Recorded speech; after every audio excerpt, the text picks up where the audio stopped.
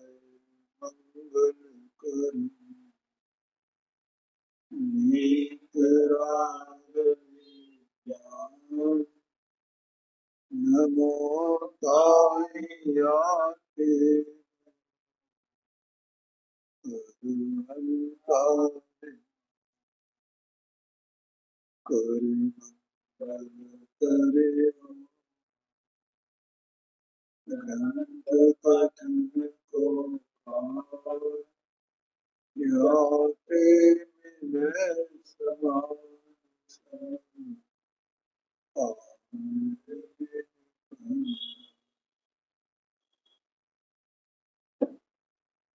मोक्ष मार्ग प्रकाशित ग्रंथ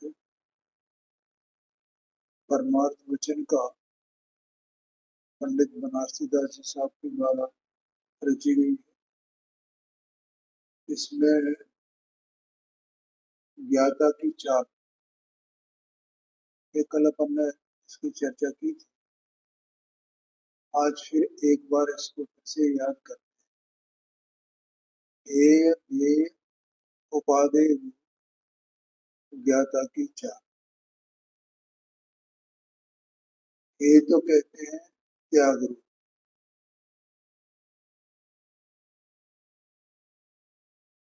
और ये बताया अन्य सट द्रव्यों का स्वरूप, उसका विचार।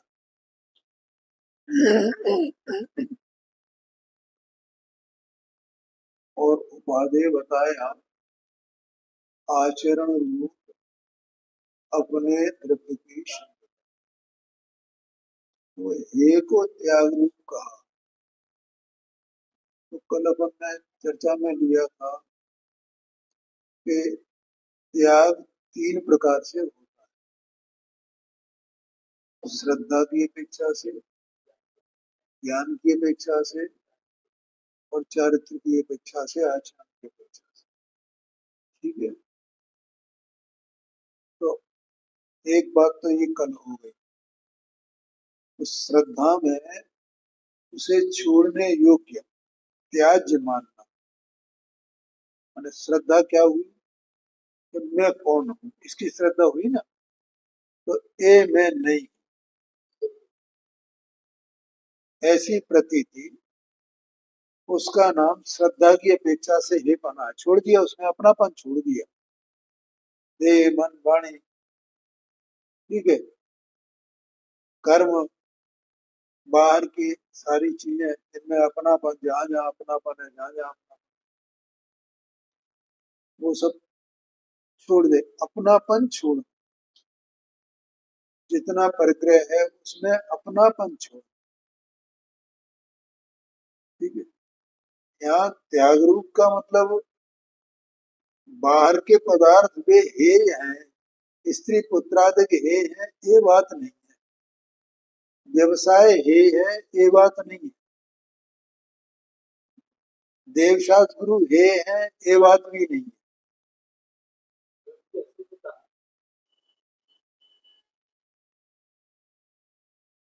हाँ, द्रव्य की अशुद्धता, ये बता। द्रव्य में जो अशुद्धता है वो हे है, वो त्याग नहीं होता। ठीक है। तो इसका मतलब वे त्यागने योग्य नहीं है, वे, और उनका कोई त्याग होता ही नहीं है। क्योंकि जो जीव चैतन्य वस्तु है ना, तो वो उनको ग्रहण कैसे करे।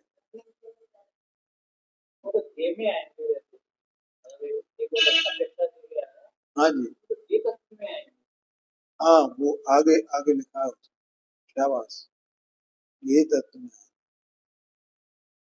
तो यहाँ ये क्या है, छोड़ने क्या है, अपनी परिणति में जो विकार है, शुद्धता है, वो छोड़ने योग्य, वो है।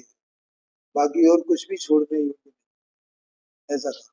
तो श्रद्धा की अपेक्षा से, ज्ञान की माने उसे पर जानना, पर भाव जानना, अपने भाव को अपने भाव जानना, ये भेद ज्ञान हो जाना, इसका नाम वो ज्ञान में हे हो गया।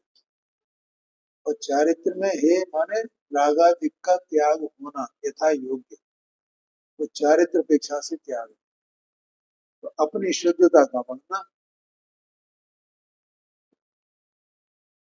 और ये विचार रूप अन्य षड द्रव्यों का स्वरूप।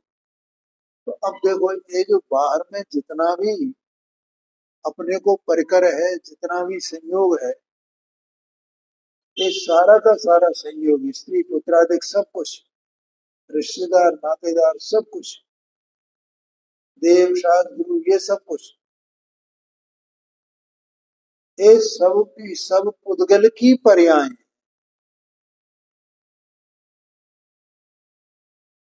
क्या कहा?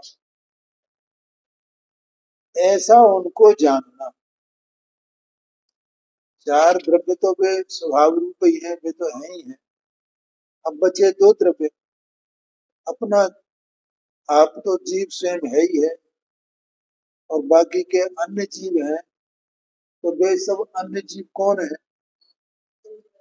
सब पुद्गल की पर्याय में ही जाएंगे। स्त्री पुत्रादि कौन है? पुद्गल की पर्याय में जाएंगे। हाँ जी, हाँ जी, शाबाश। धन वगैरह संपदा जो कुछ भी है, ये सब पुद्गल की पर्याय। ऐसा विचार करना, विचार रूप कहा ना, तो ये है, ऐसा उनको जान, ऐसा जान, ऐसा जान। और मैं एक चैतन्य वस्तु,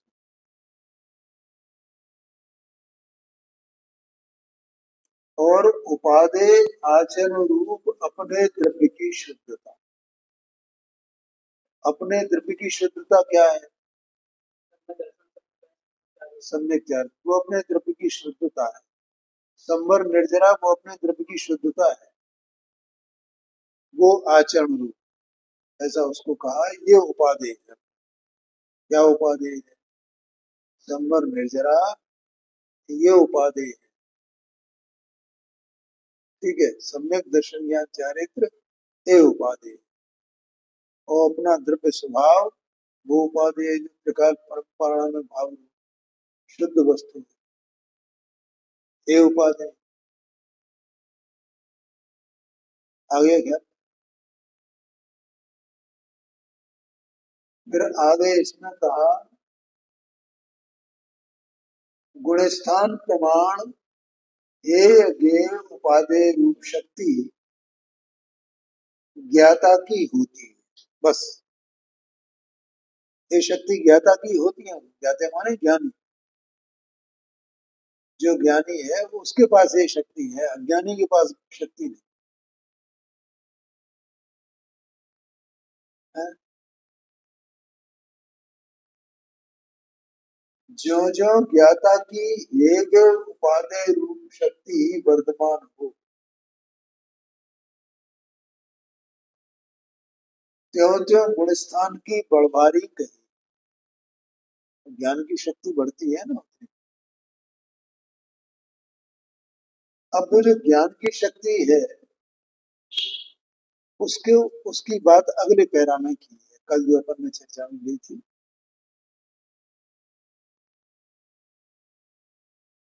गुणस्थान प्रमाण ज्ञान, गुणस्थान प्रमाण क्रिया। ठीक है, तो गुणस्थान प्रमाण ज्ञान, तो चौथे गुणस्थान बढ़ती है तो उसका ज्ञान, एक ज्ञान की शक्ति, ज्ञान मान ज्ञान शक्ति जो ऊपर गई थी पैरा, वो ज्ञान शक्ति।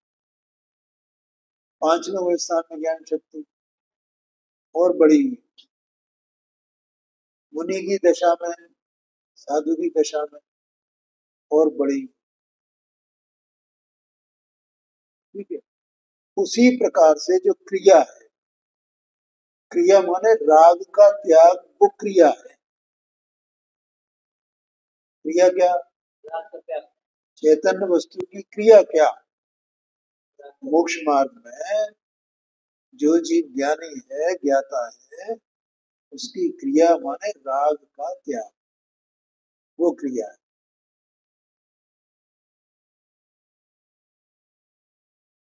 अब यहाँ दो बातें कही। एक तो एक ही गुण स्थान वाले अनेक जीव हों, ठीक है, तो उनकी ज्ञान शक्ति अलग अलग प्रकार की।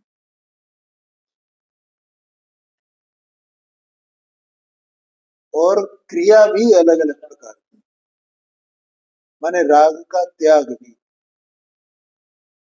मूल रूप में देखा जाए तो वो अनंतानुबंधी संबंधी राग का त्याग है ना, वो सामान्य कथन।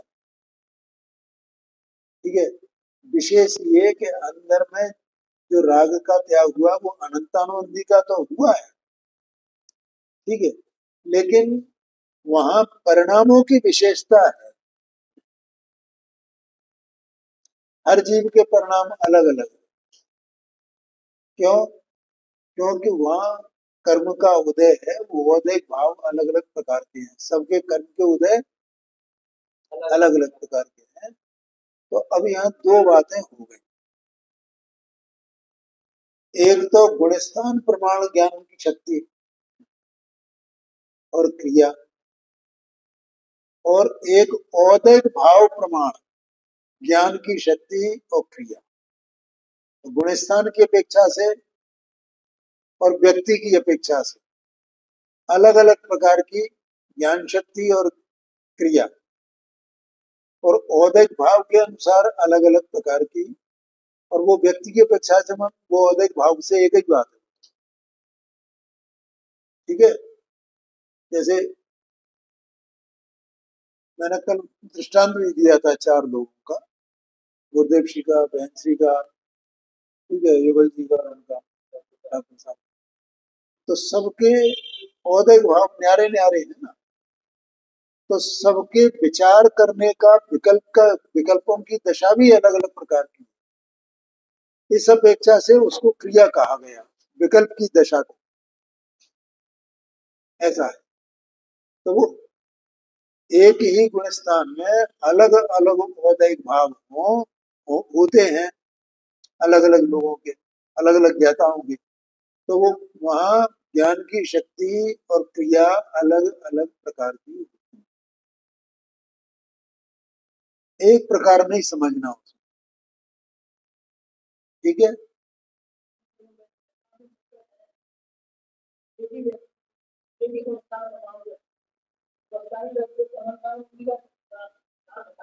हाँ जी, हाँ जी,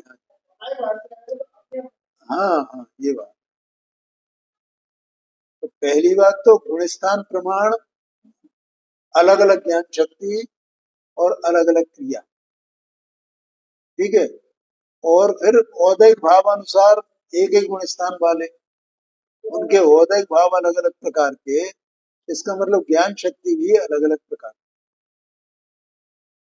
ऐसा है। अब इसके पश्चात पंडित साहब कुछ और विशेष बतलाते हैं, देखो। परंतु विशेष इतना कि किसी जाति का ज्ञान ऐसा नहीं होता कि परसत्तावलंबनशीली होकर मोक्ष मार्ग साक्षात कहे। ये बात है, क्या कहते हैं? किसी जाति का ज्ञान, किसी जाति का ज्ञान का मतलब क्या हुआ? माने किसी भी गुण स्थान का ज्ञान, वो उसकी जाति हो गई। चौथे गुण स्थान वाली एक ज्ञान की जाति, पांचवें गुण स्थान में ज्ञान की जाति दूसरी, छठवें सातवें गुण स्थान में ज्ञान की जाति दूसरी, ठीक है। तो एक किसी जाति का ज्ञान ऐसा नहीं होता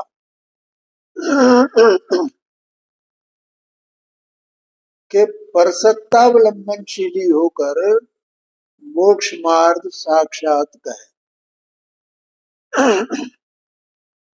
देखो, ज्ञान हो और परसत्तावलंबनशीली का मतलब क्या हुआ? पर सत्ता का अवलंबन करने के स्वभाव वाला।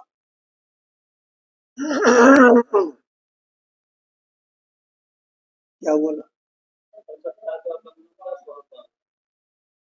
पर की सत्ता का अवलंबन करने के स्वभाव वाला। अब पर सत्ता क्या है? जो रागादिक भाव हैं वे ही पर सत्ता है। आया क्या नहीं आएगा? अब वो ज्ञान उनका अवलंबन लेकर के ये कहे कि ये साक्षात मोक्ष मार्ग है, ऐसा हो सकता है क्या? ठीक है। देखो, कल दो प्रकार के स्वभाव मैंने बताए थे, एक स्वभाव एक प्रभाव, ऐसा बोला था ना। और यहाँ वही परसत्तावलंबनशील ऐसा कहा, तो यहाँ भी वही अर्थ है। जो उपयोग है ना, तो वो कल इतना विशेष किया था उपयोग का मैंने। क्या किया था कि उपयोग ही तो मत ज्ञान रूप है, उपयोग ही श्रुत ज्ञान रूप है, उपयोग ही अवध ज्ञान, मना परे ज्ञान, केवल ज्ञान, ये सब उपयोग की दशा है ना। हाँ जी। और उपयोग ही शुभ है, उपयोग ही अशुभ है, ठीक, उपयोग ही शुद्ध है, उपयोग ही सम्यक दर्शन है, उपयोग ही सम्यक ज्ञान है, उपयोग ही सम्यक चारित्र है। अब यहाँ उपयोग, अब जो ज्ञान की बात की जा रही है ना,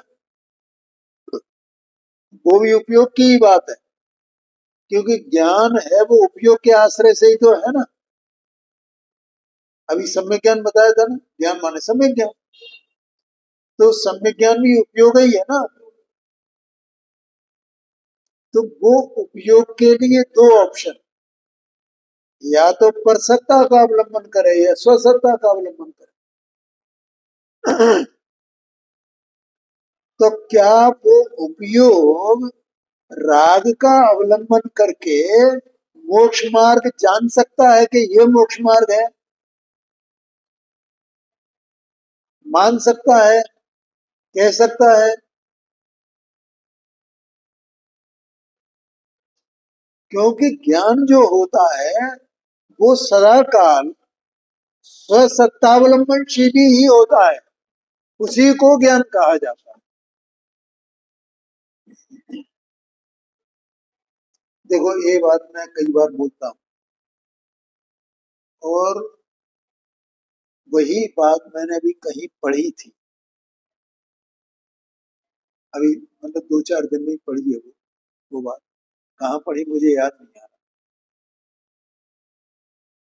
2-3 ग्रंथों का स्वाध्याय मेरा चल रहा था अभी 3-4 दिन पहले तक।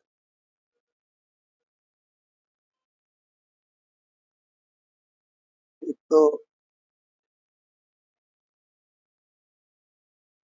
वो उनका अमित गीताचार्य का है एक ग्रंथ, और एक वो सागर धर्मामृत, शायद अमित गत्याचार्य के ग्रंथ में ये बात आई। और वो मैं पहले से कहता रहा, ज्ञान किसको कहे, ज्ञान कौन कहा जाए? जो ज्ञान अपने को ज्ञान स्वरूप जानता है कि मैं ए हूं, वो ज्ञान ज्ञान, और मैं इसी ज्ञान स्वरूप, इसके सिवा और क्या ज्ञान है? भाई दो तरीके हो सकते हैं ज्ञान के, एक तो परद्रव्य का ज्ञान करके कहे कि ये ज्ञान है, लोक में ऐसे ही बोला जाता है। क्या कहा? लोक में ज्ञान क्या माना जाता है? परद्रव्य संबंधी ज्ञान, मैंने इसको जाना, मैंने इसको जाना, मैंने इसको जाना, ये मेरा ज्ञान, ये मेरा ज्ञान। डॉक्टर को डॉक्टरी का ज्ञान, वकील को वकालत का ज्ञान है, और भी जो साइंटिस्ट हैं, वैज्ञानिक है, उनका ज्ञान है। लेकिन हमारा धर्म, हमारे भगवान, हमारे ग्रंथ उस ज्ञान को ज्ञान नहीं कहते। आया कि नहीं आएगा? तो फिर किस ज्ञान को ज्ञान कहते हैं?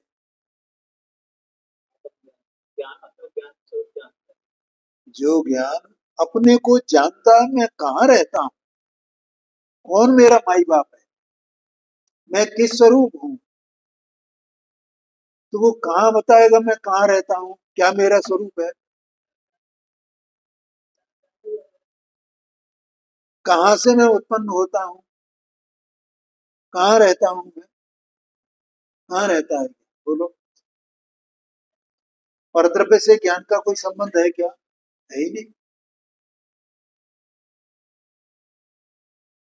ठीक है, जो ज्ञान ऐसा जानता है, जिस ज्ञान ने अपने को अपने में सीमित कर लिया है, उस ज्ञान का नाम ज्ञान है। उसे, उस ज्ञान को कोई बाहर के ये जानना हो, ये वो जानना हो, या लोकालोक को जाने, उसका नाम ज्ञान है? भैया वो लोकालोक को जाना वो ज्ञान है, वो व्यवहार से कहा जाता है, वो ज्ञान है ही नहीं वास्तव में।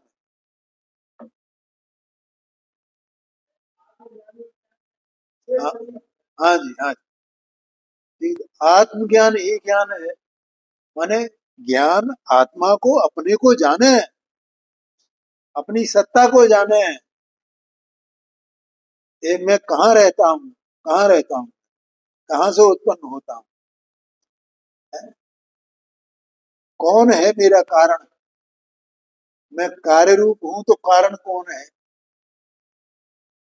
मैं उत्पन्न होता हूँ तो स्रोत कौन है? आया क्या नहीं है?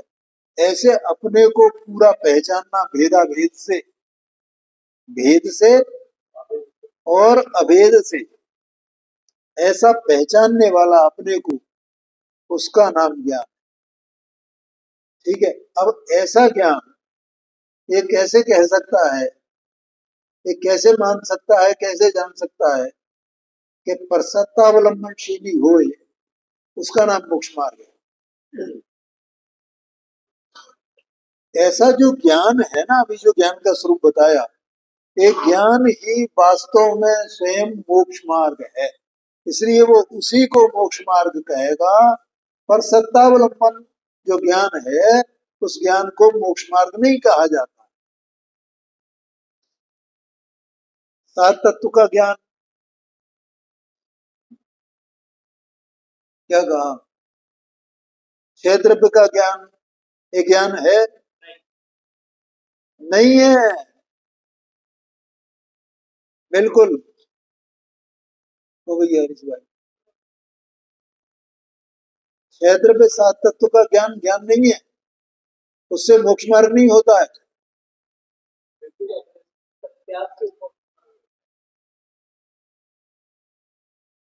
आगे समझ में, ये बात यहाँ कही। किसी जाति का ज्ञान ऐसा नहीं होता कि परसत्तावलंबनशीली होकर मोक्ष मार्ग साक्षात कहे। क्यों? अवस्था प्रमाण परसत्तावलंबक है, परंतु परसत्तावलंबी ज्ञान को परमार्थता नहीं कहता। क्या मतलब है इसका?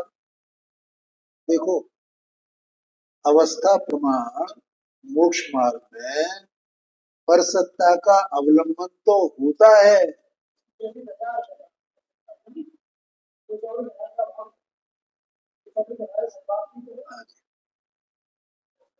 क्या कहा? परसत्ता का अवलंबन तो होता है, लेकिन, और वो भी अवस्था प्रमाण, गुणस्थान प्रमाण कहोगे, अवस्था प्रमाण कहोगे की बात है। चौथे गुणस्थान में परसत्ता का अवलंबन कितना है? ये चारित्र पेक्षा सी बात है ये। ठीक है। पांचवें गुणस्थान में कितना है, कितना अवलंबन छूट गया है? अभी ये अवलंबन की बात आई थी, एक दो दिन में ही आई थी,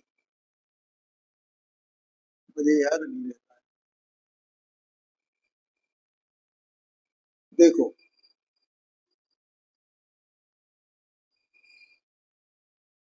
क्या प्रकरण था,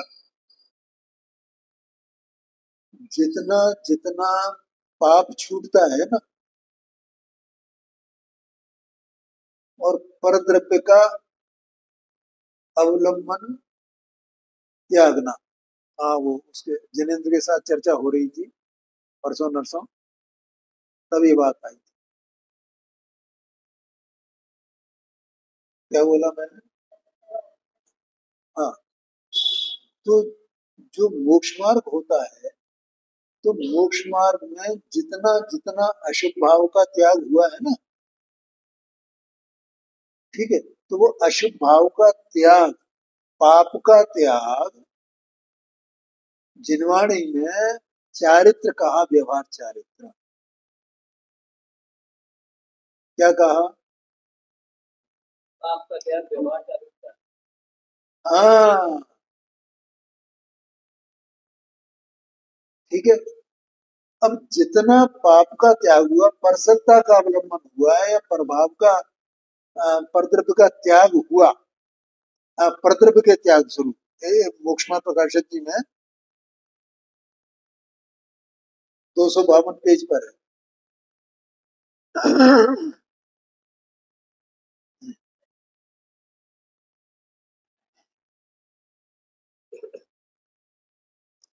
देखो ऊपर से तीसरा पैरा देखना शायद।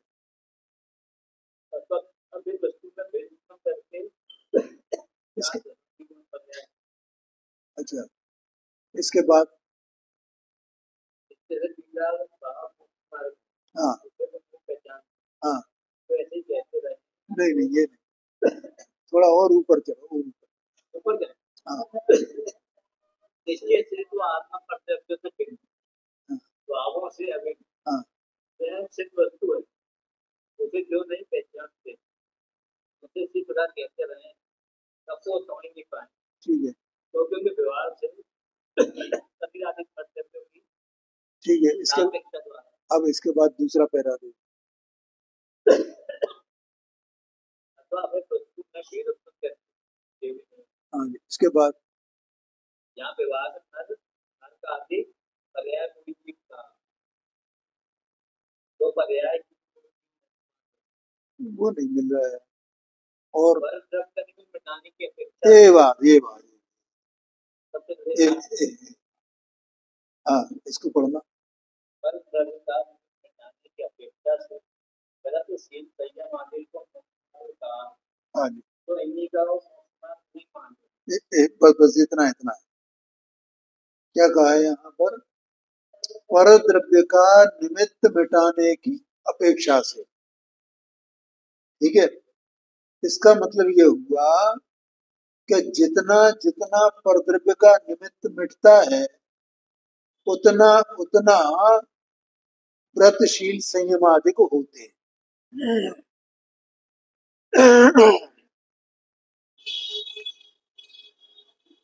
आया समझ में? तो परद्रव्य का निमित्त या परद्रव्य का अवलंबन एक ही बात है। अब परद्रव्य का निमित्त मिटा, तो इसका मतलब क्या हुआ कि वो जो अशुभ भाव का निमित्त था ना, वो मिटा है, पाप का निमित्त मिटा है। क्योंकि जैसे अपने जैसे जीव में चौथे गुण स्थान बढ़ती, जैसे कोई जीव हो, मैं अपने जैसे भी नहीं बोलता हूँ, चौथे गुण स्थान बढ़ती है। वास्तव में तो उसी की अपेक्षा से ये बात है। तो चौथा गुण स्थान बढ़ती तो असंयमी है ना, तो असंयमी है तो उसको परसत्ता का अवलंबन बहुत है, प्रभाव का अवलंबन सबसे ज्यादा उसी को है। उसी को सब, जितना परिणाम उसका चल रहा है वो सबका सब पाप में ही है ना, असंयमी है ना, ठीक है। असंयम कितने प्रकार का? दो प्रकार का, एक प्राणी संबंधी, एक इंद्रिय संबंधी, ठीक है। पांच इंद्रियों, छठवां मन, ठीक है। बहुत वैसी बातें हैं, थोड़ी सी कठिन तो है लेकिन समझने लायक। तो ये जो उपयोग है, पांच इंद्रियां और छठवां मन, इनके अवलंबन से ही निरंतर बरत रहा है ना, और वहां इष्ट अनिष्ट की कल्पना कर रहा है ना, वो नहीं छूटा इसका, सम्यक दर्शन होने के बाद भी। नहीं तो असंयमी क्यों कहा जाए?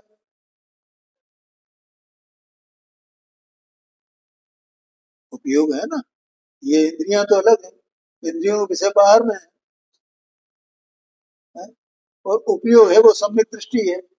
और वो उपयोग उनका अवलंबन लेकर के क्या कर रहा है? ये कर रहा है ना। अच्छा, दूसरा,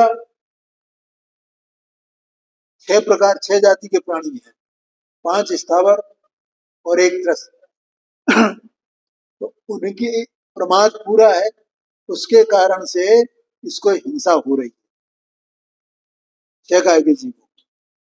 ठीक है, अब इसने क्या किया, 5वें गुण स्थान में आया। तो 5वें गुण स्थान में क्या हुआ कि वो 5 इंद्रियां और 6वां मन संबंधी जो अवलंबन था, वो कुछ अवलंबन छूटा क्या, नहीं छूटा। ठीक है, और क्या छूटा कि उन इंद्रियों के जो विषय थे, वो विषय छूटे ना कुछ आंशिक रूप से। तो वो विषय तो परद्रव्य है ना, इसलिए वो उनका परद्रव्य का जो जिनके कारण से असंयम था, उन परद्रव्यों का त्याग किया, उनसे संबंधित राग का त्याग करने के लिए, इष्ट अनिष्ट की कल्पनाओं का त्याग करने के लिए। समझ में आ रहा कि नहीं आ रहा? तो वो उसने उसका त्याग किया। इसको किस रूप में बताया जाएगा जनवाणी में? व्रतशील संयमाद के रूप में बताया जाएगा।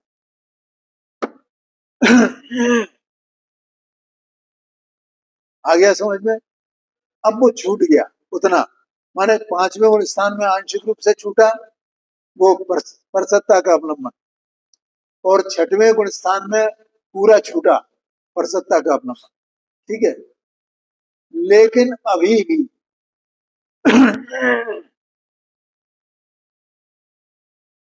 व्रतशील संयम के रूप में तो वो मौजूद रहा ना, वो वैसा राग रहा कि नहीं रहा है? वो जो राग रहा है, वो राग परसत्तावलंबी ही है ना, और उसके उस राग के निमित्त से तो ये बात जो कही, 6 काय के जीवों की रक्षा करना, समिति पालना, सत्य बोलना, हिंसा नहीं करना, 6 काय के जीवों की, अदत्ता दान नहीं लेना, बिना दिया हुआ दान नहीं लेना, ये सब बातें हैं ना उसमें। तो ये सब भी वास्तव में जिसको व्यवहार कहा जाता है, वो भी परद्रव्य की सत्ता है ना। अब उसको अकेले को मोक्ष मार्ग कहे और ज्ञान को मोक्ष मार्ग न कहे, तो वो ज्ञान ज्ञान नहीं है, वो अज्ञान है। ये पंडित जी साहब कहते, किसी भी जाति का ज्ञान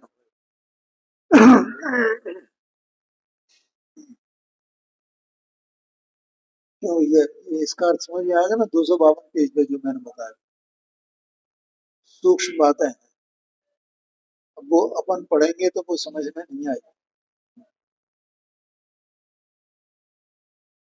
बहुत बारीक बातें हैं। आज अवस्था प्रमाण पर सत्तावलंबक है, इसका मतलब पर की सत्ता का अवलंबन है। पर की सत्ता माने वो रागादिक भाव, जो शुभराग रहा ना, शुभराग तो गया, अब शुभराग रहा तो उसका अवलंबन है ना, क्योंकि अगर उसका अवलंबन नहीं होगा और स्वरूप का अवलंबन है नहीं, तो तीसरी दशा क्या होगी? अशुभराग में जाएगा ना। इसलिए परसत्ता का अवलंबन है वहां, लेकिन वो मोक्ष मार्ग नहीं है। परंतु परसत्तावलंबी ज्ञान को परमार्थता नहीं कहता।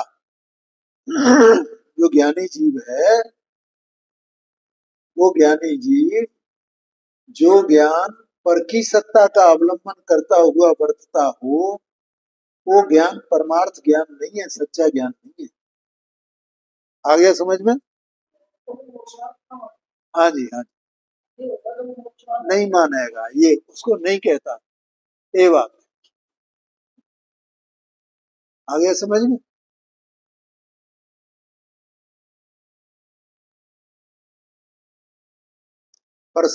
परसत्तावलंबी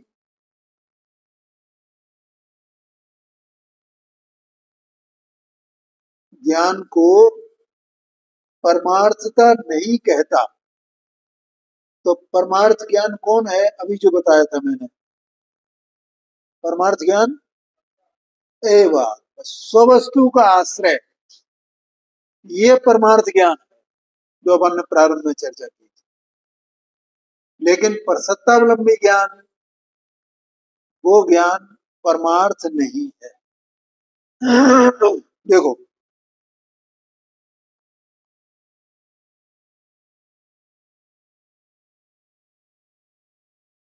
अभी एक कल भी बात चली थी, जैसे जो द्रव्यलिंगी होता है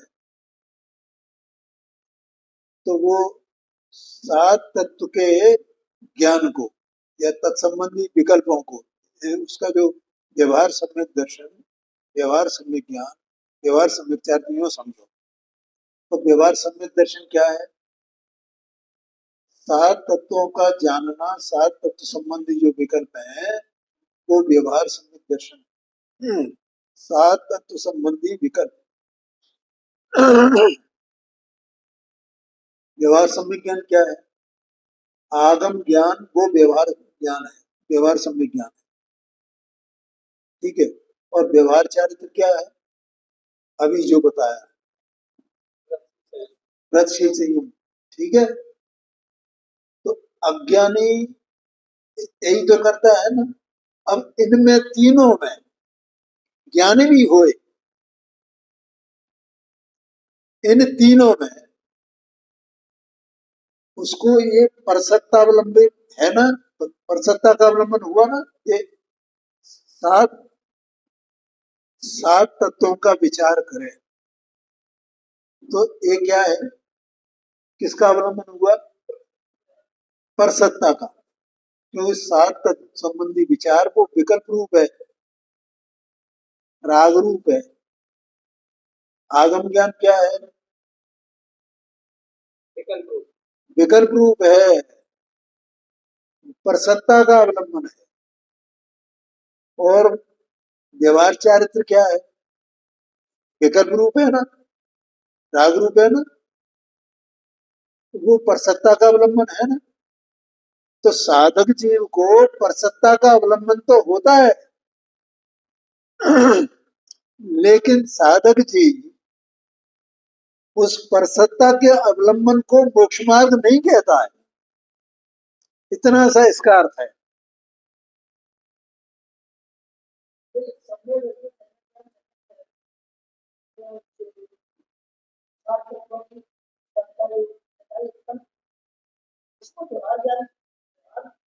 सम्यक दर्शन, हाँ हाँ जी, हाँ जी, हाँ जी,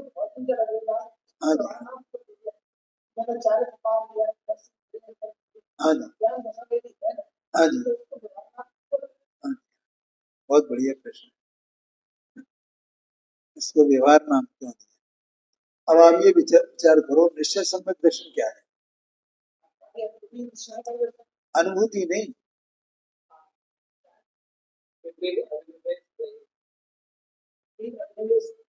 वो तो ठीक है, वो विपरीत अभिनिवेश तो का, विपरीत अभिनिवेश का अभाव तो उसका फल है सम्यक दर्शन का, ठीक है। तो निश्चय सम्यक दर्शन क्या है?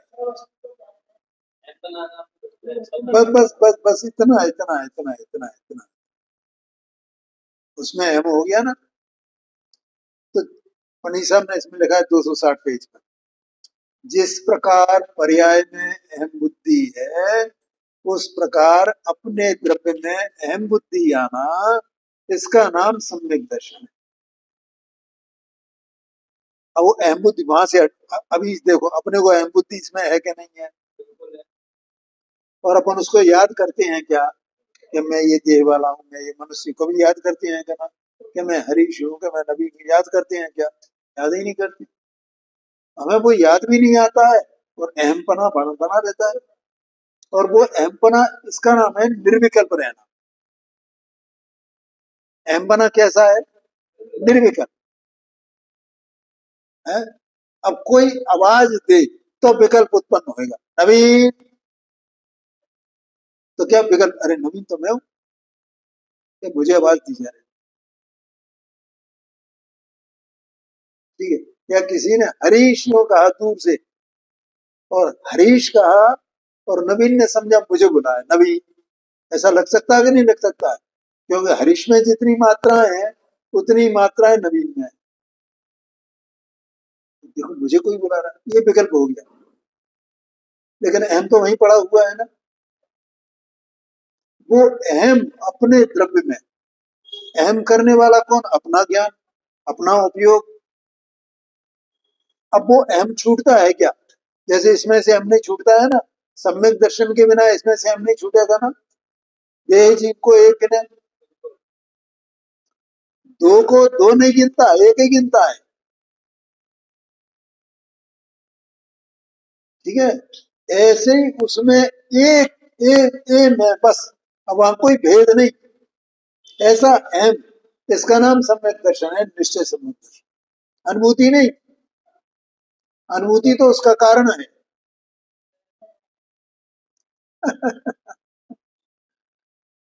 कारण कार्य, वो कार्य है, वो कारण है, सम्यक दर्शन कार्य है।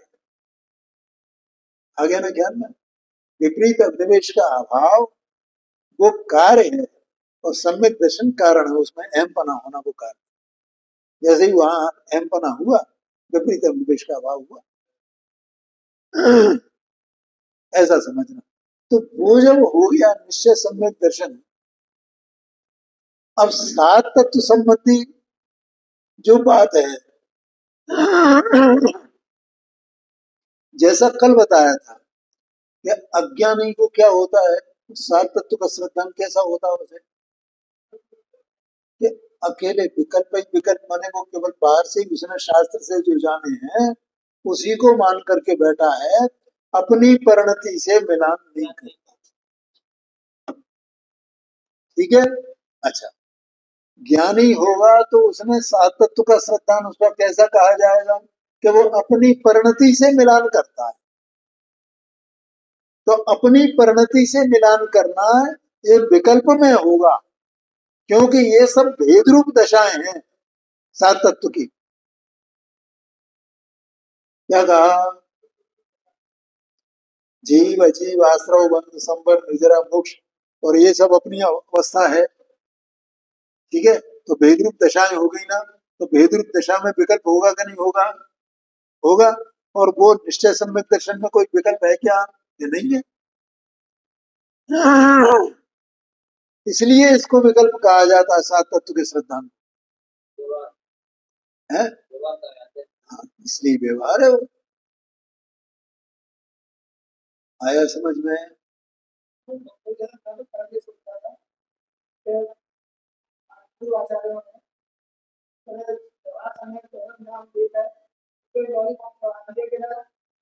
नहीं नहीं, ऐसा नहीं है। देखो वो व्यवहार व्यवहार है नहीं, वो तो व्यवहाराभास है, लॉलीपॉप नहीं। वो तो व्यवहाराभास है भाई, वो व्यवहार है कहाँ? हाँ जी, हाँ जी, हाँ जी, हाँ जी, हाँ। अरे नहीं पता भैया, नहीं पता। सब जितने महात्मा हैं जो भी हों, जैसे भी हों, सब जो अपने को, शायद मैंने आज सवेरे कहा था कब, जो अपने को डिक्लेयर करते हैं ना कि हम सम्यक दृष्टि है, ना कुछ नहीं पता। आज सवेरे तो बोला था मैं। हाँ, भैया जो डिक्लेयर करते हैं उन्हें पता ही नहीं है कि सम्यक दर्शन क्या है, सात तत्व का स्वरूप क्या है। सात तत्व अपनी परिणति है, सात तत्व की। तो वहां देखे, वहां से मिलान करे, उससे मिलान करना, इसका नाम विकल्प है। इसलिए वो व्यवहार सम्यक दर्शन है। संबंध निर्जरा कहाँ होगी, आश्रवबंध कहाँ होंगे, मोक्ष कहाँ होगा? ये बात है ना, अपनी परिणति में मिलान करे उसका। आप जीव है, आप अजीब नहीं है, तो आपका अजीब पने की नास्ती अपने में होगी ना, ये बात है। तो इस प्रकार से जब तक ये विचार नहीं करेगा तब तक वो सम्यक दर्शन का लक्षण नहीं कहा जाए, ये कहना है। लेकिन वो विकल्प रूप होता है और वो ज्ञानी को भी होता है, लेकिन अज्ञानी को तो एकांतता है, और ज्ञानी को होता है तो भी वो ज्ञानी उसको मोक्ष मार्ग नहीं मानता है। सात तत्व का श्रद्धान वो मोक्ष मार्ग नहीं है, माने यथार्थ वो पर सत्तावलंबनशील है। ठीक है, आगम ज्ञान वो मोक्ष मार्ग नहीं है, होते अवश्य हैं, लेकिन वो पर की सत्ता स्वरूप है, सब राग स्वरूप है, विकल्प स्वरूप है। महामृत आदि की वे सब विकल्प रूप हैं, राग रूप हैं, वे पर सत्ता स्वरूप है, स्वसत्ता स्वरूप नहीं है।